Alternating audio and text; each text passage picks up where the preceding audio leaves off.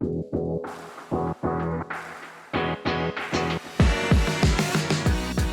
and welcome to ISG's podcast, Peering Beyond the Lens. I'm your host, Ken Presti. Public cloud services continue to maintain a high profile in today's technology environment, driven largely by the digital transformation trends, the focus on customer experience, and the increased availability and utility of data and analytics. But a whole variety of issues must be considered, including security, provider lock-in practices, the talent shortage, the role of FinOps, and whether or not to build a multi-cloud environment. ISG's market research report entitled Public Cloud Solutions and Services goes a long way toward helping you get your arms around these issues, and we'll be talking about that as well. My guest today has a long track record in the cloud and related services. He's ISG's Enterprise Cloud Transformation Lead and is responsible for ISG's cloud go-to-market strategy as well as ISG's cloud consulting practice. I want to welcome Bernie Hoecker. Bernie, welcome to the program. There's been a lot of discussion about digital transformation these days, and some of it has been on this podcast as well.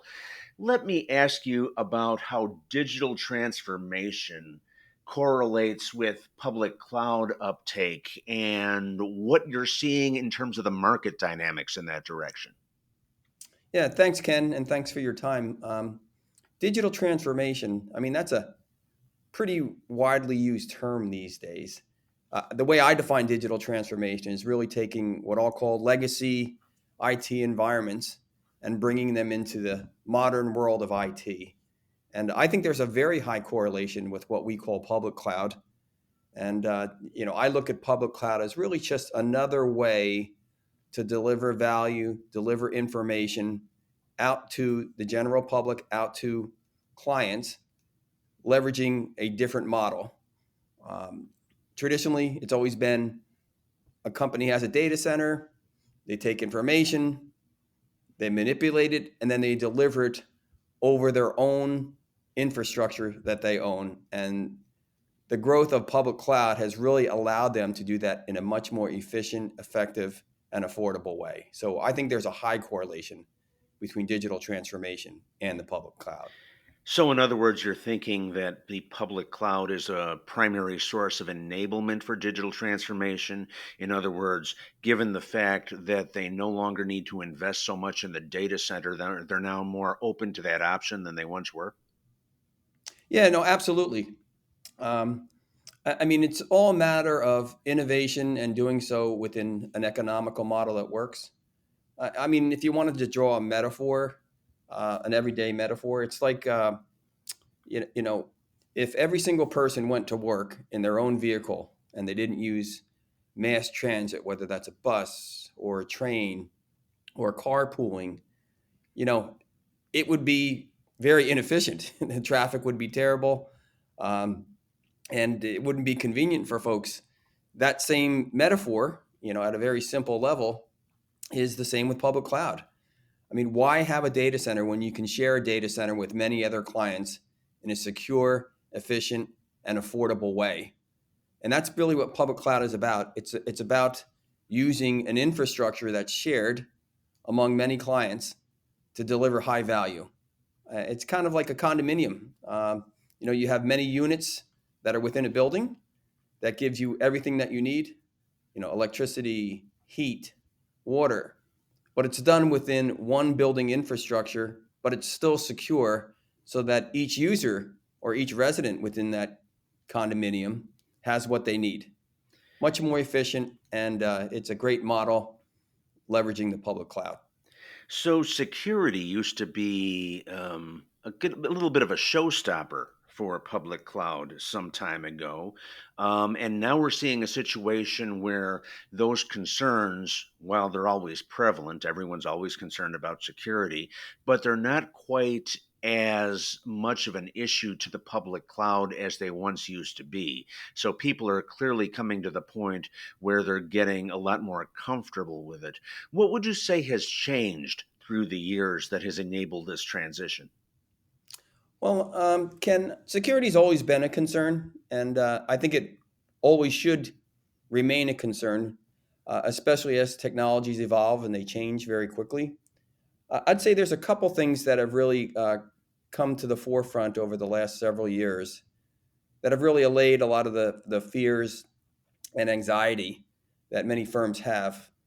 First of all, the advanced technologies of artificial intelligence, analytics, machine learning really do a lot for security. Many vulnerabilities, many issues can be detected, you know, very, very quickly and sometimes even prevented given the advanced monitoring and other capabilities. The other thing is there's many, many security firms that are out there that provide wonderful services. And the last thing that I'd note is many of the cloud service providers, especially the hyperscalers, have embedded right in their infrastructure, as well as in the software that many firms run, security measures that really make a robust cloud estate. So is it 100% foolproof? No. But in many cases, you could even have an environment that's more secure in a public cloud environment versus a traditional one. The last thing that I would say is many clients also need to make sure that if they run an infrastructure, whether it's in a traditional way in their own premise or on a cloud, or even in a hybrid model, which is both on premise as well as in a public cloud, they need to make sure that they have the regulatory and compliance standards in place to make sure they run those workloads. And if they don't, then they can't deploy those applications by law. Mhm. So there's a lot that's changed. And again, I'll reiterate, is anything 100% secure? Probably not. But many of the concerns that have been out there on running workloads in the cloud have really been mitigated based upon advanced technologies and wonderful products. Here are some key considerations to keep in mind when selecting public cloud services.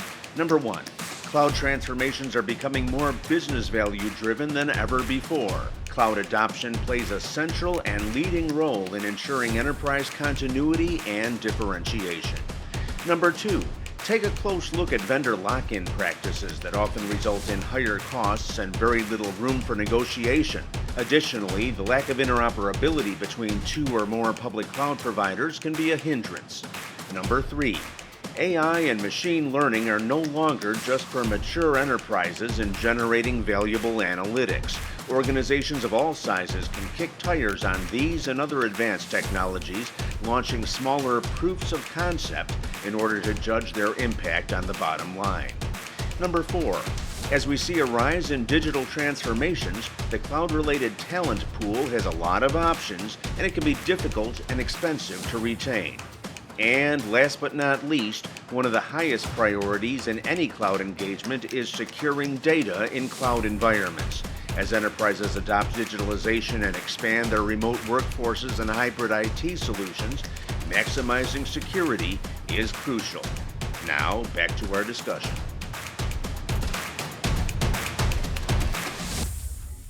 Would you say that the trend towards the public cloud is something that's going to continue to shift to, I hate to say 100% or something close to 100% and then stay there? Let me give you an analogy. You were giving the public transportation analogy a little bit ago.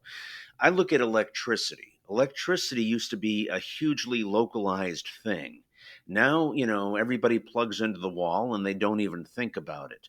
Do you see computing becoming like electricity in that respect?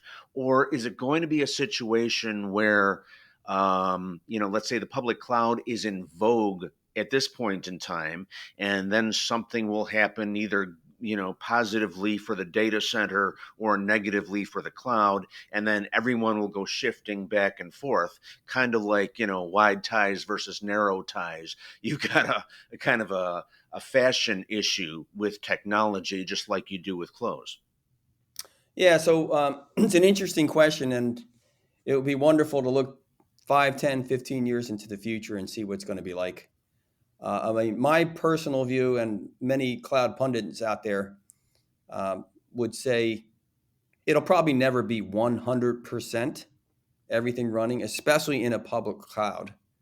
Now, one of the things that's really a lot of firms have done over the last 3 or 4 years have instituted multi-cloud estates, where you have clouds from different service providers that many times run different workloads based upon the applications.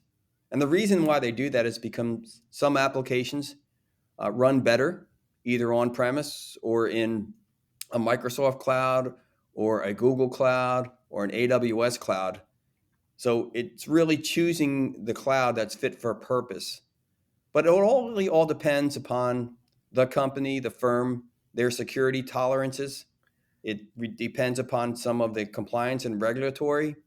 But to say 100%, I'd say probably not. That's because technology continues to change, but really cloud in and of itself as a delivery tool is really in its infancy relative to many companies rolling out usage of the public cloud. So time will tell, but I would say never 100%, but it definitely will continue to grow for years to come. So, as an enterprise decision maker trying to navigate in this environment, what would you say are the keys to making those decisions around which cloud I should use? Do I have to have a cloud for each one because I've got an application that is, best on Azure and another one that's best on, Google or any of the others? So, do I have to maintain all this and then kind of parcel out the applications based on that, or is there a good way to generalize? Well, I mean, the first thing I would say, it all depends, of course. Mhm. And what I mean by that is you need to always start with the business strategy. And in many cases, it'll differ based upon the industry that you're in. Let me give you an example. A lot of what public cloud is used for today is basically for storing data and transferring data. Many times that data could be very, very sensitive, either state and local or federal. And from that standpoint, it needs to stay on premise. But the considerations that you really need to look at relative to putting workloads in cloud are one, what are you going to do with the data? At the end of the day, it's about the data.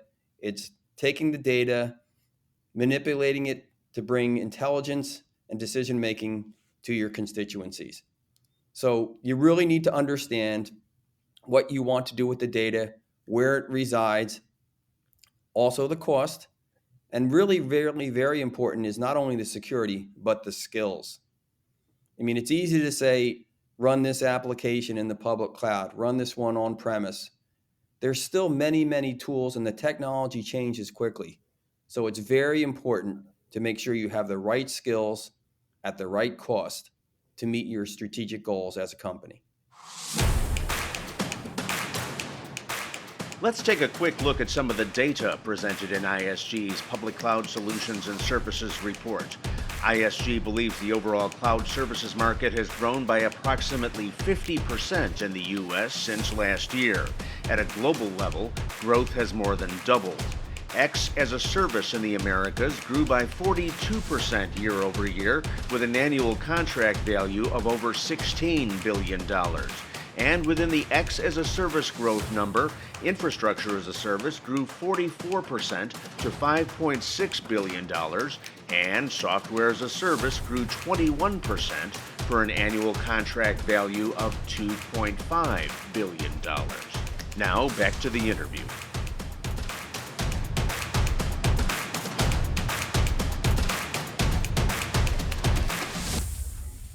So you mentioned that a lot of people were looking at this as a cost control issue, but I understand that to a certain extent it moves well beyond that. So you're looking at a variety of facets that factor into that equation.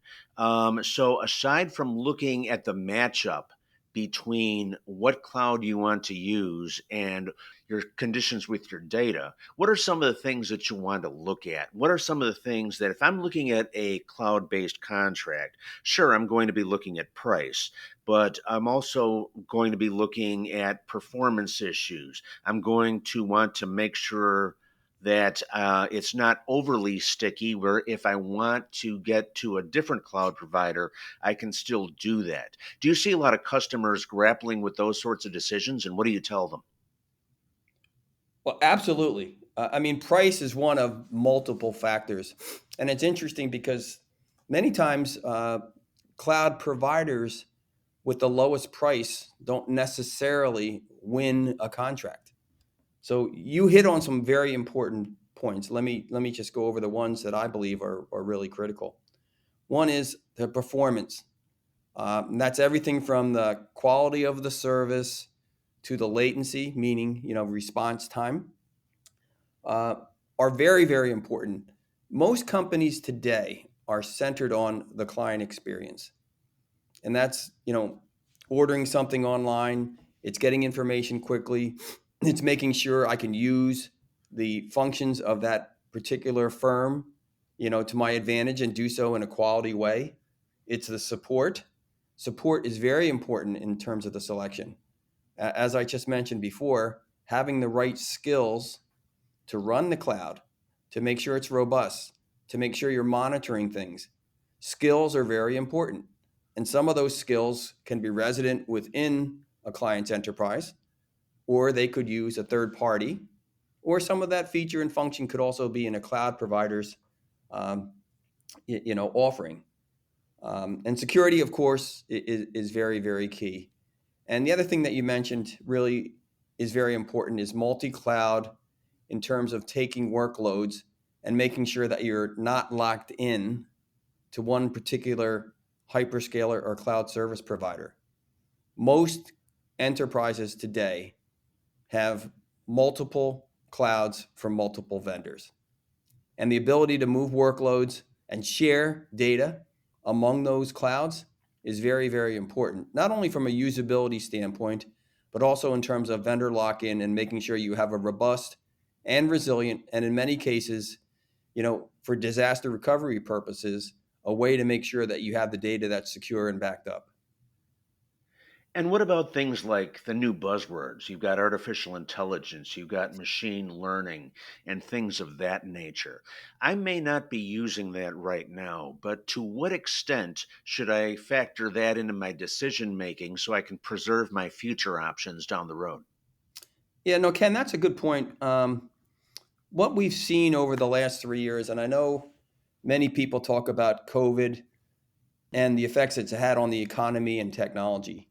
And really what's happened over the last several years is, the migration to cloud really accelerated, really 2, 3 years into the future, as many companies knew that they had to leverage technology and especially cloud to make sure their businesses run.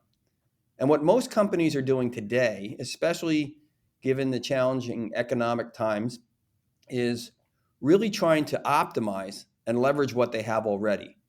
That doesn't mean that they're not slowing their cloud spending. They're still spending on cloud, but there's a bigger emphasis on making sure that what you have in the cloud today is efficient, robust, and works.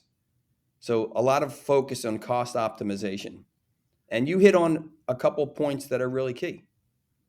Artificial intelligence, machine learning, advanced analytics, those things are pure technology substituting for labor. And if you can figure out the right way to configure those with your company's mission and make sure your clients have a wonderful experience, as well as internally, they make sure that they're efficient and that your processes run, then that's really terrific to leverage those advanced technologies. And really, cloud is the platform that easily allows for the integration of those advanced technologies. So, what would you tell people who are looking at that last point about the newer technologies? And you said if you can figure out how to get the most of it based on your business model, basically you're golden. Now, the answer to that question is obviously going to be different for basically every company that's out there. But when you're talking to customers about these sorts of issues, what are the things that you advise them to do? And what are the types of things that are most frequently overlooked in making those assessments? Yeah, I mean, it's several things, Ken. The first thing, I'll go back to a firm's strategy. You know, A particular firm may be in a high growth mode, like life sciences or healthcare. Other ones could be stable and really not growing as fast. So you have to ask yourself, what are your overall goals, and how does, I'll just call it IT, not necessarily cloud, but how can your IT act as an enabler to grow your business? And cloud is an important piece of that. So what clients really need to do is look at their spend. Look at their spend, look at their labor, look at their skills, look at their overall mission, and make sure that the IT estate that you're running in today, is it really supporting your overall business goals? Are you getting the return on investment for every dollar spent on IT, whether that's cloud or hardware or your skills, meaning your people? Are you getting the return that you want based upon those investments? That's really what companies need to do, is look at it from that standpoint and then readjust their strategies based upon where they want to grow and the growth objectives that they have going into the future. So that leads us very naturally into the FinOps aspect of this whole discussion. What do you recommend that people look at in terms of control management and optimization of that?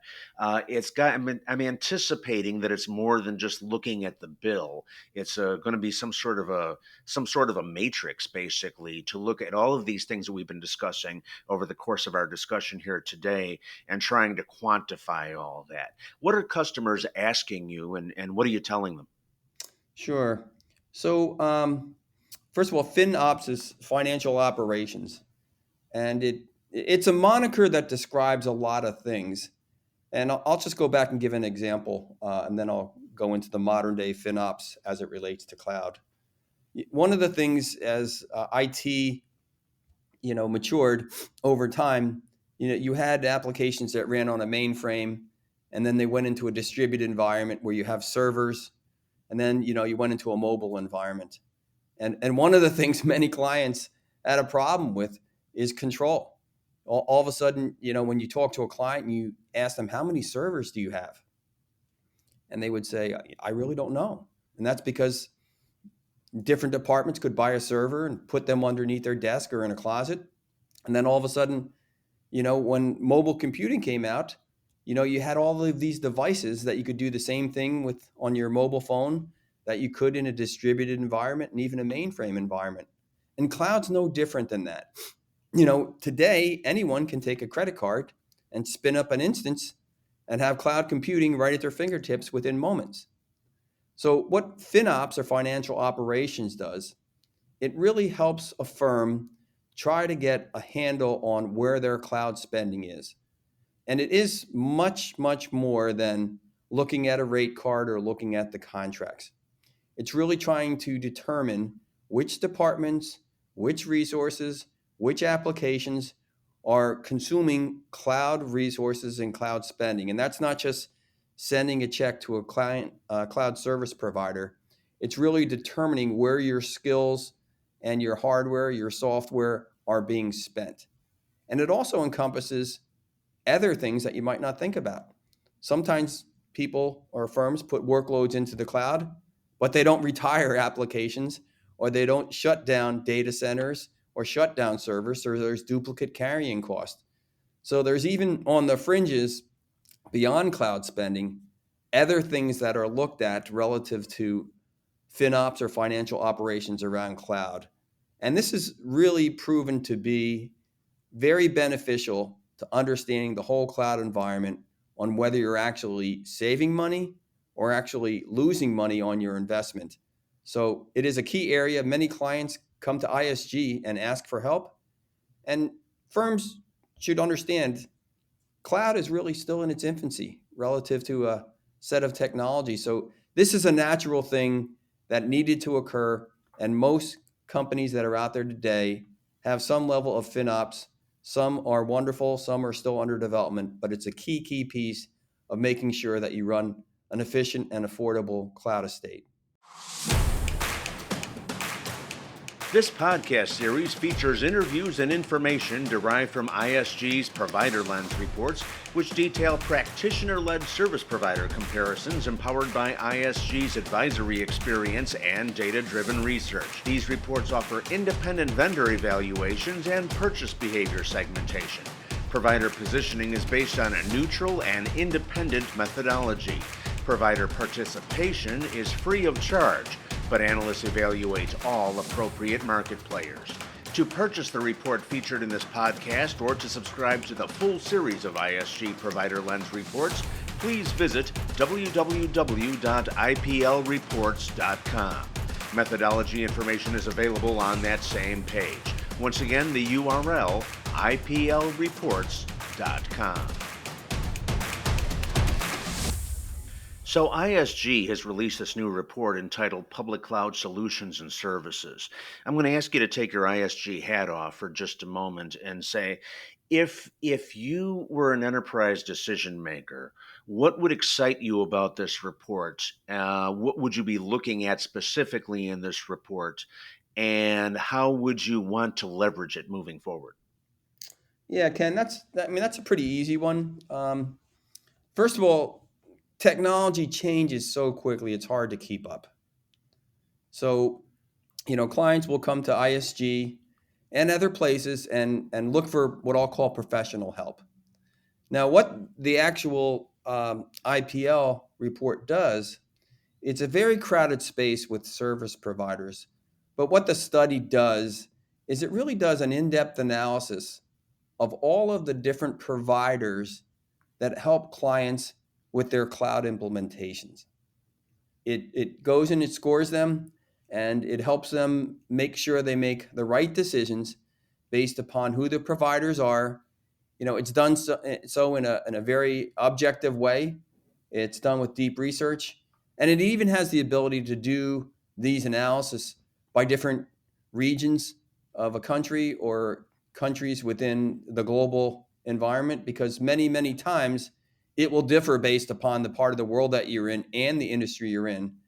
So I look at it as really something that is going to help guide a firm to make intelligent, informed decisions relative to their cloud implementations. So, Bernie, in the few moments we have left, what advice would you give to someone who is visiting or revisiting, probably more likely, their decisions in the public cloud space and what they're going to subscribe to and how they're going to use it? Any specific things that jump out at you as things that they should do, or maybe things that they should not do? Yeah, so the first thing that I would say is we're talking cloud here, but you got to go back to the basics. What is your firm's overall strategy and goals? What market share are you going after? What are your competitors doing? Where are you in the life cycle of your company as a firm? What threats do you have out there? Start with that as the basis. Then look at enablers for getting to your goals. And cloud could be one of them. Cloud's an efficient and effective way to leverage advanced technologies that we talked about. And in some cases, not all, but in some cases, will allow you to do that much more efficiently, effectively, and also at a lower price point. The other thing I'd say is during the last 5-7 years, there was an emphasis on putting stuff in the cloud. Many people hear the phrase, cloud first, cloud first. I think there's been a change to looking at making sure you do cloud right.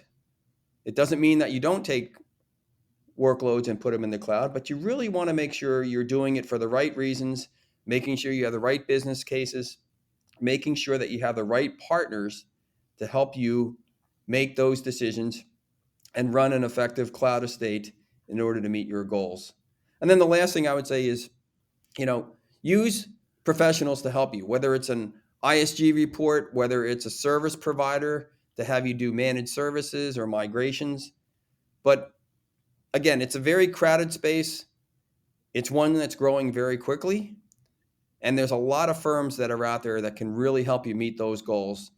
And you'll be tough to find, especially for larger clients, firms that do all of that by themselves. Just about every large firm and small firm and even medium-sized firms, they use help of professionals to do this. So again, it's about doing cloud the right way and making sure that you have people that can assist you in that journey. Bernie Hoecker, Enterprise Cloud Transformation Leader at ISG, thank you very much for your time today.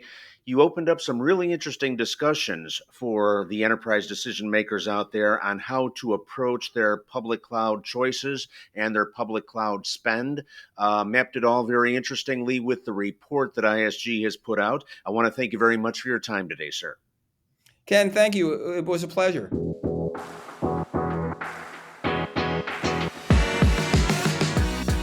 And thank you for peering beyond the lens, an ISG podcast with interviews and information derived from ISG's Provider Lens reports featuring independent vendor evaluations and purchase behavior segmentation from throughout the IT industry. I'm your host, Ken Presti. To purchase the report featured in this podcast or to subscribe to the full series of ISG Provider Lens reports, please visit iplreports.com. That URL once more, iplreports.com.